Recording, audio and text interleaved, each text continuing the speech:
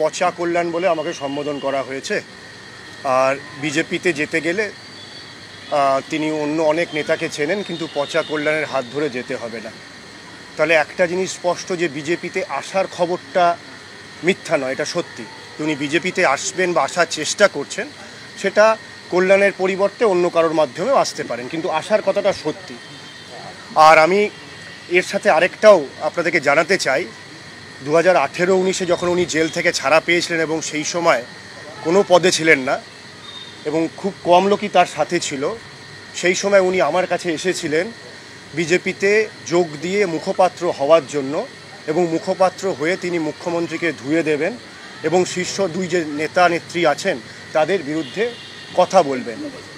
আমি রাজ্য শীর্ষ নেতৃত্বকে জানিয়েছিলাম, তৎকালীন রাজ্য শীর্ষ নেতৃত্ব তাকে নেওয়ার ক্ষেত্রে অস্বীকার করেছিল। তারপরেও আমার সাথে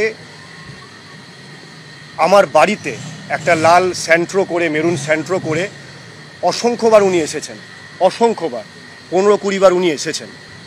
আর যে নিম্ন রুচির একটা পরিচয়, যে সৌজন্য এবং নিম্ন নীতির একটা পরিচয় উনি গতকাল দিয়েছেন, আমি এটা ভীষণ নিন্দাজনক।